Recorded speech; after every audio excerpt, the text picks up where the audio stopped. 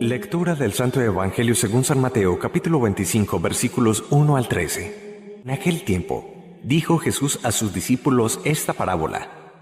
Se parecerá el reino de los cielos a 10 doncellas que tomaron sus lámparas y salieron a esperar al esposo. 5 de ellas eran necias y 5 eran sensatas.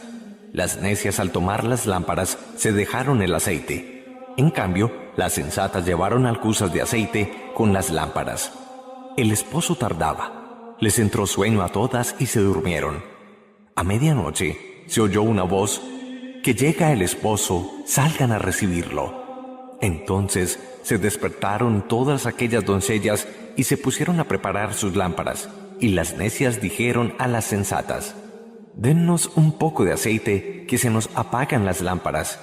Pero las sensatas contestaron: por si acaso no hay bastante para ustedes y nosotras, mejor es que vayan a la tienda y se lo compren. Mientras iban a comprarlo, llegó el esposo, y las que estaban preparadas entraron con él al banquete de bodas, y se cerró la puerta. Más tarde, llegaron también las otras doncellas diciendo: Señor, Señor, ábrenos. Pero él respondió: se los aseguro, no las conozco. Por tanto, velen, porque no saben el día ni la hora. Palabra del Señor. Gloria a ti, Señor Jesús. La existencia del maligno tiene su fundamento en la palabra misma.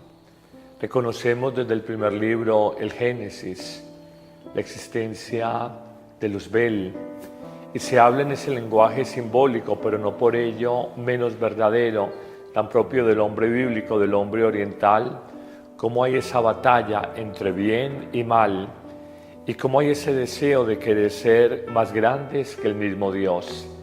De manera que negar la existencia del maligno, negar la existencia de una presencia en el mundo, es irse contra los fundamentos mismos de la Sagrada Biblia. Pablo VI hizo hace relativamente pocas décadas una célebre catequesis hablando de la realidad del mal, catequesis que por demás causó escándalo entre los teólogos, especialmente del viejo mundo, Europa. Decía en efecto el Papa Montini que el demonio es una realidad personal, o sea, concreta, espiritual, inteligente, pervertida y pervertidora, realidad pavorosa que de alguna manera trabaja en forma soterrada, solapada y maliciosa en el mundo. Y a renglón seguido afirmaba que uno de los grandes logros del maligno en el siglo que acaba de terminar, el siglo XX, es haberle hecho creer al ser humano que él no existe. Si no reconocemos enemigo, adversario en nuestra vida, probablemente vivimos despabilados, distraídos, dispersos, sin reconocer una realidad misteriosa de mal que insinúa, trabaja inconscientemente a veces en nuestro psiquismo, en nuestra vida interior, y esto hay que desvelarlo. El Papa Francisco, en su nuevo magisterio, en las primicias de su pontificado, nos ha hablado claramente de la existencia del mal, de manera que no es solamente la palabra de Dios, sino la autoridad del magisterio de la Iglesia quien reconoce la presencia del enemigo, del adversario en la vida del hombre, de ese padre de la mentira, como lo llamaba el apóstol San Juan. ¿Quién ha visto el maligno?, puede preguntar una persona racionalista. Y la respuesta es: no se trata tanto de verlo, sino de experimentar su acción en el mundo, en la vida de los hombres, de manera misteriosa y siempre de manera sutil. Podemos señalar estrategias claras de la acción del maligno en la vida de los hombres, de las sociedades, de las estructuras políticas, en el mundo entero. Una primera afirmación puede ser esta: siempre busca dividir, separar. Si la acción de Dios es unir a los hombres y mujeres por la fuerza del amor, la acción del maligno es siempre separar. De hecho, diablo viene del griego diabolos, que significa el que separa, por oposición a símbolo, lo que es unido. Siempre su acción es crear escisión, división, sospechas, separación, ruptura por envidias, por sospechas, por resentimientos entre los hombres y mujeres, entre los matrimonios, entre las familias. Hay una segunda acción muy clara del maligno y es ensoberbecer. Siempre que quiere trabajar sobre un ser humano, primero lo llena de orgullo, de soberbia, y a la manera en que yo puedo jugar con el dedo de mi mano, con un llavero, Él juega contigo, conmigo, cuando somos ensoberbecidos. De ahí que los humildes, y especialmente los humildes, humildad que aprendemos de nuestra Madre María, nos lleva a precavernos y a defendernos frente a la acción del maligno. El soberbio, lleno de sí mismo, es, permítame la expresión, un idiota útil de la acción de esa fuerza oscura, a veces innombrable. Cuando estás ensoberbecido, de alguna manera miras tu punto de vista, reclamas para ti. Es la tentación de todos los tiempos, fue la tentación de la serpiente, la figura bíblica donde de alguna manera se busca seducir a Eva y le dice: si comes del fruto prohibido que está en el centro del jardín, seréis como dioses. El hombre, desde que es hombre, en la historia de todos los tiempos, en la historia del mundo, ha querido ser Dios de sí mismo, por el dinero, el tener, por el poder, por el conocer, por el, de alguna manera, sobreponer el placer a cualquier otra consideración, por el aparecer. Hoy vemos nosotros de alguna manera esa situación en el mundo, el ser humano que se revela como criatura frente al Creador y en un acto de profunda soberbia es incapaz de reconocer que hay un Creador y que Él es solamente criatura.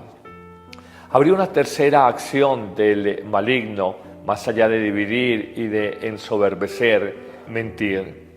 No en vano el discípulo que se recueste en el pecho de Jesús, el discípulo amado, el místico San Juan, lo llama Padre de la mentira. Siempre su estrategia, como nos dice muy bien Isaías 5:20, es aparecer el bien como mal, lo dulce como amargo, y al mismo tiempo el mal hacerlo aparecer como bien y el amargo como dulce. Es un punto muy alto en el ser humano, como de ceguera, de oscuridad interior.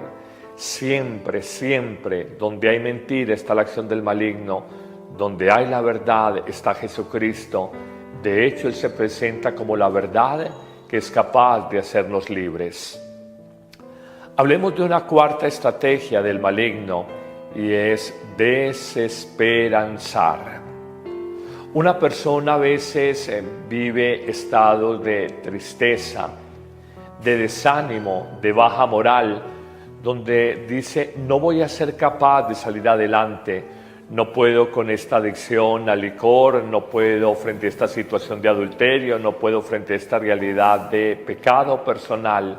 No te lo creas, no es la voz de Dios para nada, es la voz del adversario, del enemigo. Quiere desesperanzarte. Estos casi 20 años de sacerdocio ministerial me han enseñado algo. Más grave que el pecado en sí mismo es la desesperanza, el desánimo que con ocasión de un pecado se genera en el alma humana.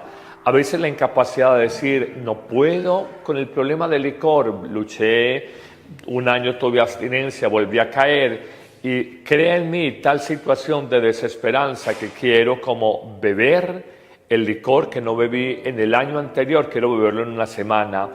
No lo permitas en tu vida, créeme, es la acción del maligno en tu corazón.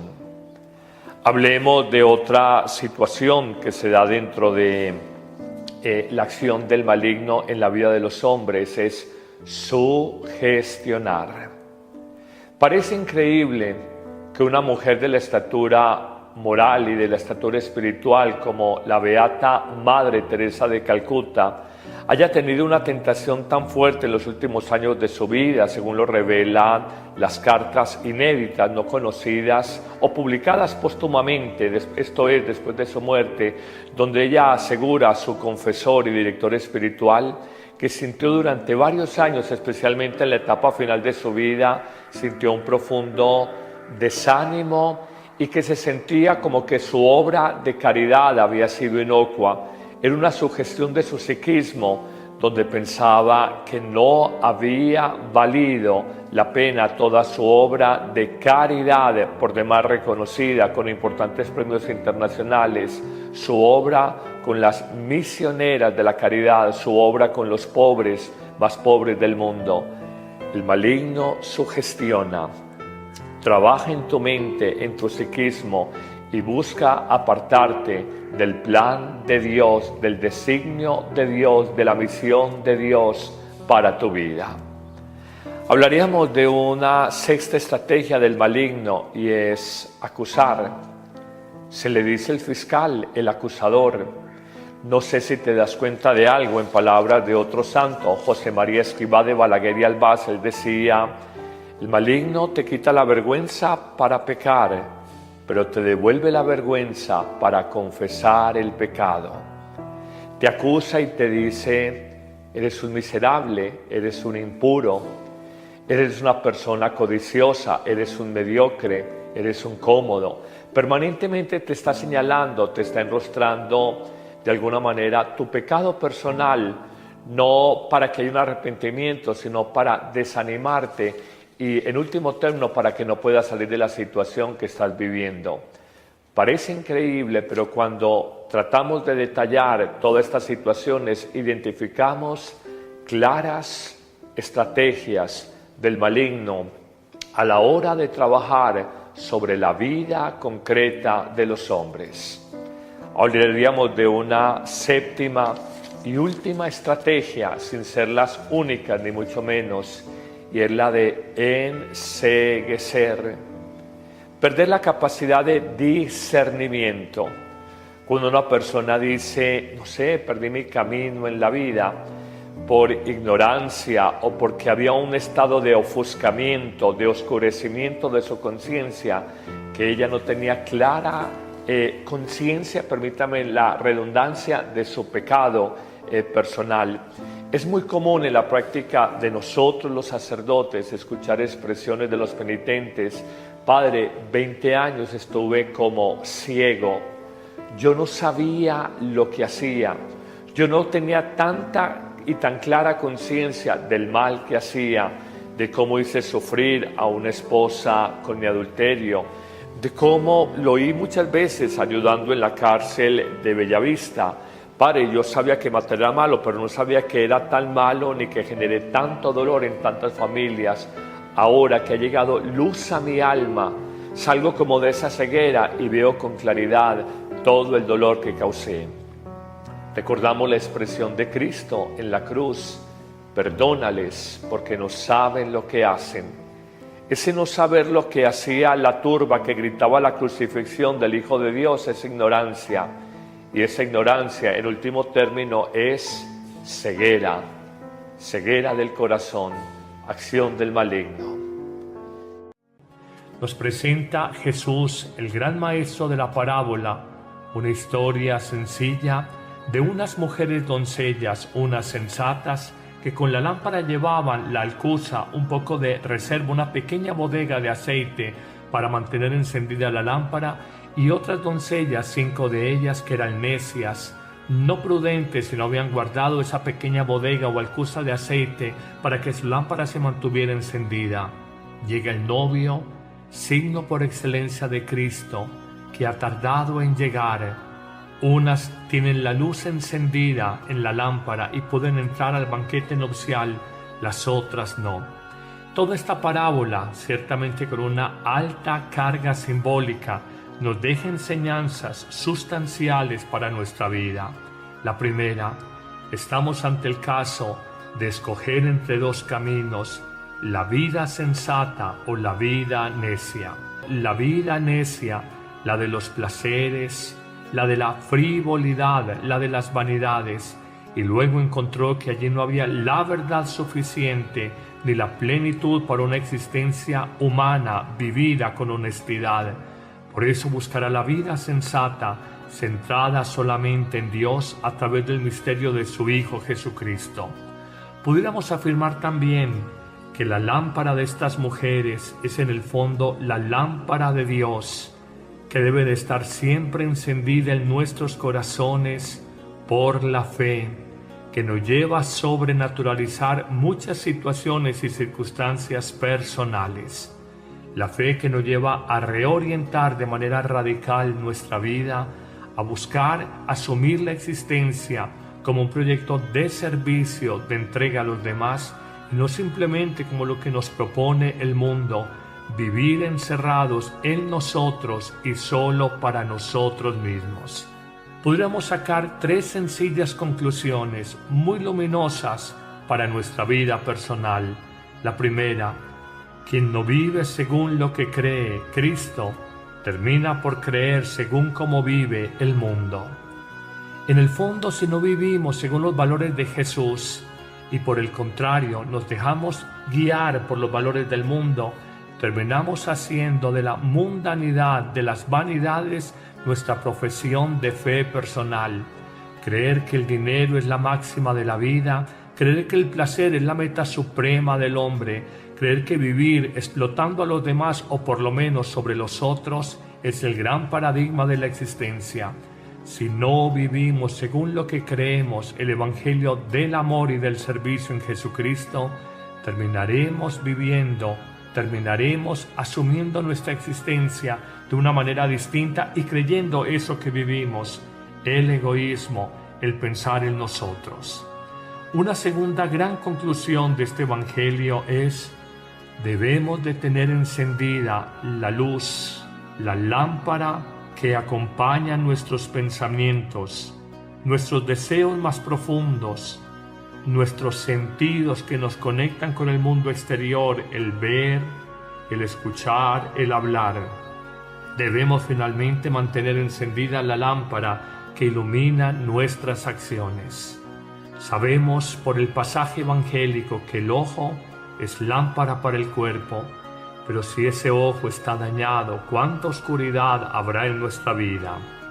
La luz de Cristo nos lleva a mirar la vida de otra manera. Pudiéramos nosotros, de alguna forma, decir: ¿qué es lo que yo pienso? Pienso de una manera muy humana, muy egoísta, muy conveniente, o pienso la manera de Cristo. Mis deseos son simplemente deseos egoístas, deseos orgullosos, deseos calculados de conveniencia personal, o son los deseos del corazón de Cristo, de servicio y de entrega por la humanidad. Mis sentidos, el ver, el escuchar, el hablar, son los sentidos personales del mundo, el ver lo que ve el mundo, como dice precisamente el apóstol, la concupiscencia de los ojos, el oír lo que no vale la pena, el hablar vaciedades, o por el contrario, mis sentidos que me comunican con el mundo exterior, el ver, el oír, el hablar, son los sentidos con los que Cristo ve, oye y habla. Finalmente, en este segundo punto nos podríamos preguntar: mis acciones, mi forma de proceder, ¿es mi forma personal, muy humana, o es la forma de Cristo? Pablo nos enseña: ya no soy yo el que vive, es Cristo quien vive en mí. Por eso nos tenemos que preguntar, si tenemos la lámpara encendida de la fe, ¿qué pensaría Jesús en mi lugar? ¿Qué desearía Jesús en mi lugar? ¿Qué hablaría Jesús en mi lugar? ¿Cómo actuaría Jesús en mi lugar? Esa es la lámpara encendida de la fe, de la confianza en Dios, que me lleva a inspirar otra escala de valores y actuar de manera diferente en mi existencia. Una tercera y última conclusión es sobre este tema de la vigilancia: reconocer que el hoy que vivimos es simplemente fruto del ayer, de los meses, de los años anteriores. El hoy de mi vida simplemente es el resultado de un ayer donde hubo estudio, donde hubo esfuerzo, donde hubo disciplina, o por el contrario, si el hoy está lleno de oscuridad, de equivocaciones, es probablemente porque en el ayer de mi vida, en el ayer de mi historia, quizás no vigilé, quizás no fui una virgen prudente o sensata como la de la parábola evangélica. Reconozcamos que las cosas no nos vienen al azar, son el resultado de una sumatoria de decisiones acertadas o equivocadas. Igualmente, y con esto concluimos, el mañana es fruto de las decisiones, de la vigilancia, de la disciplina que tenga en el hoy de mi vida.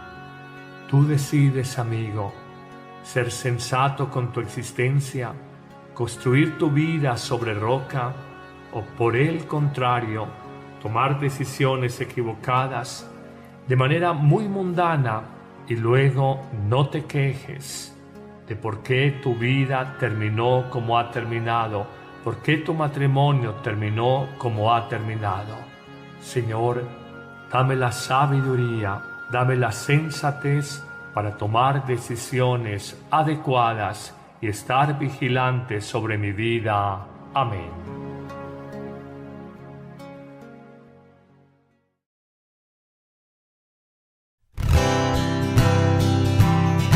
Aleluya, aleluya, aleluya, aleluya, aleluya.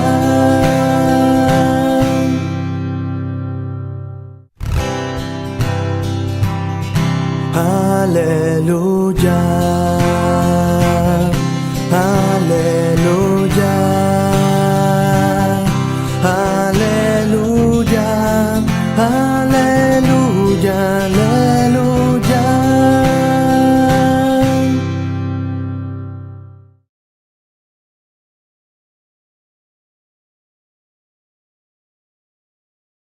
Donde dice, no voy a ser capaz de salir adelante, no puedo con esta adicción al licor, no puedo frente a esta situación de adulterio, no puedo frente a esta realidad de pecado personal. No te lo creas, no es la voz de Dios para nada, es la voz del adversario, del enemigo, quiere desesperanzarte. Estos casi 20 años de sacerdocio ministerial me han enseñado algo más grave que el pecado en sí mismo, es la desesperanza, el desánimo que con ocasión de un pecado se genera en el alma humana. A veces la incapacidad de decir, no puedo con el problema del licor, luché, un año tuve abstinencia, volví a caer y crea en mí tal situación de desesperanza que quiero como beber el licor que no bebí en el año anterior, quiero beberlo en una semana. No lo permitas en tu vida, créeme, es la acción del maligno en tu corazón. Hablemos de otra situación que se da dentro de la acción del maligno en la vida de los hombres, es sugestionar.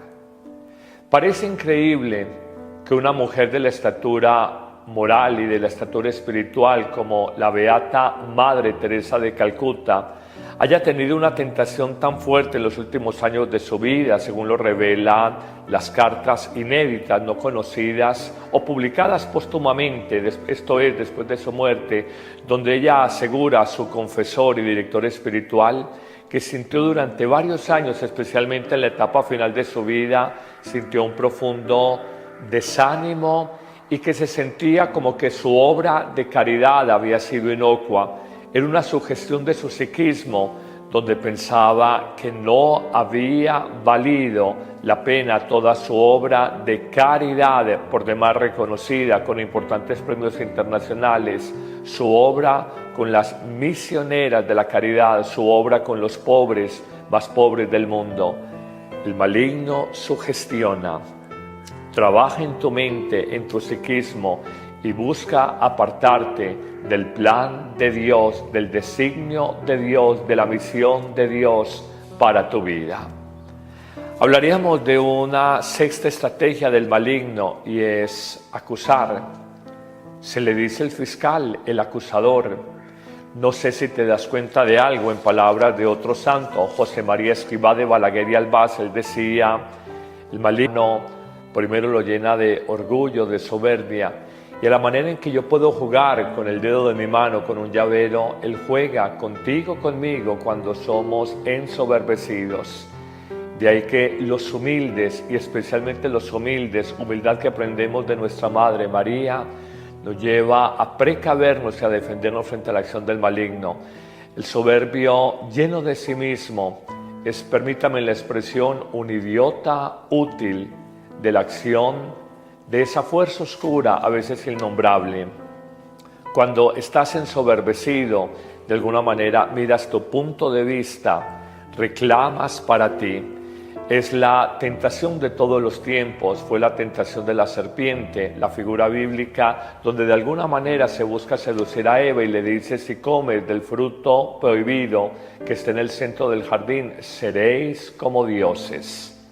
El hombre, desde que es hombre, en la historia de todos los tiempos, en la historia del mundo, ha querido ser Dios de sí mismo, por el dinero, el tener, por el poder, por el conocer, por el, de alguna manera, sobreponer el placer a cualquier otra consideración, por el aparecer. Hoy vemos nosotros, de alguna manera, esa situación en el mundo, el ser humano que se revela como criatura frente al Creador, y en un acto de profunda soberbia es incapaz de reconocer que hay un creador y que él es solamente criatura. Habría una tercera acción del maligno, más allá de dividir y de ensoberbecer, mentir. No en vano el discípulo que se recueste en el pecho de Jesús, el discípulo amado, el místico San Juan, lo llama Padre de la mentira. Siempre su estrategia, como nos dice muy bien Isaías 5:20, es aparecer el bien como mal, lo dulce como amargo, y al mismo tiempo el mal hacerlo aparecer como bien y el amargo como dulce. Es un punto muy alto en el ser humano, como de ceguera, de oscuridad interior. Siempre, siempre, donde hay mentira está la acción del maligno, donde hay la verdad está Jesucristo. De hecho, Él se presenta como la verdad que es capaz de hacernos libres. Hablemos de una cuarta estrategia del maligno, y es desesperanzar. Una persona a veces vive estados de tristeza, de desánimo, de baja moral. El maligno te quita la vergüenza para pecar, pero te devuelve la vergüenza para confesar el pecado. Te acusa y te dice: eres un miserable, eres un impuro, eres una persona codiciosa, eres un mediocre, eres un cómodo. Permanentemente te está señalando, te está enrostrando de alguna manera tu pecado personal, no para que haya un arrepentimiento, sino para desanimarte y, en último término, para que no puedas salir de la situación que estás viviendo. Parece increíble, pero cuando tratamos de detallar todas estas situaciones, identificamos claras estrategias del maligno a la hora de trabajar sobre la vida concreta de los hombres. Hablaríamos de una séptima y última estrategia, sin ser las únicas ni mucho menos, y es la de enceguecer. Perder la capacidad de discernimiento. Cuando una persona dice: no sé, perdí mi camino en la vida por ignorancia o porque había un estado de ofuscamiento, de oscurecimiento de su conciencia, que ella no tenía clara conciencia, permítame la redundancia, de su pecado personal. Es muy común en la práctica de nosotros los sacerdotes escuchar expresiones de los penitentes: Padre, 20 años estuve como ciego, yo no sabía lo que hacía, yo no tenía tanta y tan clara conciencia del mal que hacía, de cómo hice sufrir a una esposa con mi adulterio, de cómo lo oí muchas veces ayudando en la cárcel de Bellavista. Padre, yo sabía que matar era malo, pero no sabía que era tan malo ni que generé tanto dolor en tantas familias.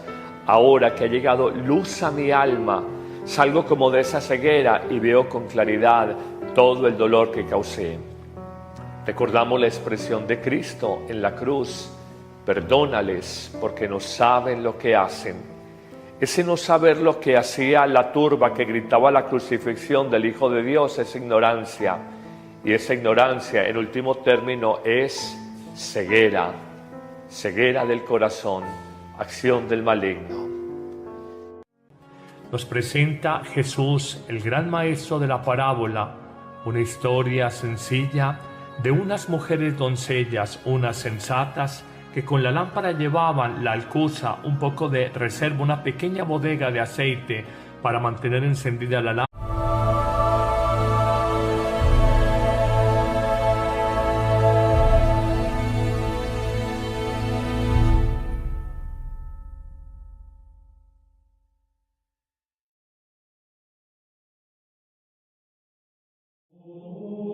Lectura del Santo Evangelio según San Mateo, capítulo 25, versículos 1 al 13. En aquel tiempo, dijo Jesús a sus discípulos esta parábola.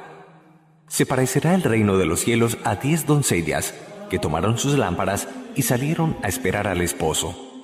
5 de ellas eran necias y 5 eran sensatas. Las necias, al tomar las lámparas, se dejaron el aceite. En cambio, las sensatas llevaron alcuzas de aceite con las lámparas. El esposo tardaba. Les entró sueño a todas y se durmieron. A medianoche se oyó una voz: «Que llega el esposo, salgan a recibirlo». Entonces se despertaron todas aquellas doncellas y se pusieron a preparar sus lámparas. Y las necias dijeron a las sensatas: «Dennos un poco de aceite, que se nos apagan las lámparas». Pero las sensatas contestaron: «Por si acaso no hay bastante para ustedes y nosotras, mejor es que vayan a la tienda y se lo compren». Mientras iban a comprarlo, llegó el esposo, y las que estaban preparadas entraron con él al banquete de bodas, y se cerró la puerta. Más tarde, llegaron también las otras doncellas diciendo: «Señor, Señor, ábrenos». Pero él respondió: «Se los aseguro, no las conozco. Por tanto, velen, porque no saben el día ni la hora». Palabra del Señor. Gloria a ti, Señor Jesús. La existencia del maligno tiene su fundamento en la palabra misma. Reconocemos desde el primer libro, el Génesis, la existencia de Luzbel, y se habla en ese lenguaje simbólico, pero no por ello menos verdadero, tan propio del hombre bíblico, del hombre oriental, cómo hay esa batalla entre bien y mal, y cómo hay ese deseo de querer ser más grandes que el mismo Dios. De manera que negar la existencia del maligno, negar la existencia de una presencia en el mundo, es irse contra los fundamentos mismos de la Sagrada Biblia. Pablo VI hizo hace relativamente pocas décadas una célebre catequesis hablando de la realidad del mal, catequesis que por demás causó escándalo entre los teólogos, especialmente del viejo mundo, Europa. Decía en efecto el Papa Montini que el demonio es una realidad personal, o sea, concreta, espiritual, inteligente, pervertida y pervertidora, realidad pavorosa que de alguna manera trabaja en forma soterrada, solapada y maliciosa en el mundo.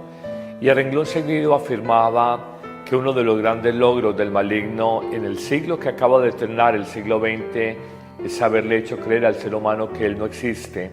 Si no reconocemos enemigo, adversario en nuestra vida, probablemente vivimos despabilados, distraídos, dispersos, sin reconocer una realidad misteriosa de mal que insinúa, trabaja inconscientemente a veces en nuestro psiquismo, en nuestra vida interior, y esto hay que desvelarlo. El Papa Francisco, en su nuevo magisterio, en las primicias de su pontificado, nos ha hablado claramente de la existencia del mal, de manera que no es solamente la palabra de Dios, sino la autoridad del magisterio de la Iglesia quien reconoce la presencia del enemigo, del adversario en la vida del hombre, de ese padre de la mentira, como lo llamaba el apóstol San Juan. ¿Quién ha visto el maligno?, puede preguntar una persona racionalista. Y la respuesta es, no se trata tanto de verlo, sino de experimentar su acción en el mundo, en la vida de los hombres, de manera misteriosa y siempre de manera sutil. Podemos señalar estrategias claras de la acción del maligno en la vida de los hombres, de las sociedades, de las estructuras políticas, en el mundo entero. Una primera afirmación puede ser esta: siempre busca dividir, separar. Si la acción de Dios es unir a los hombres y mujeres por la fuerza del amor, la acción del maligno es siempre separar. De hecho, diablo viene del griego diabolos, que significa el que separa, por oposición a símbolo, lo que es unido. Siempre su acción es crear escisión, división, sospecha, separación, ruptura por envidias, por sospechas, por resentimientos entre los hombres y mujeres, entre los matrimonios, entre las familias. Hay una segunda acción muy clara del maligno y es ensoberbecer. Siempre que quiere trabajar sobre un ser humano,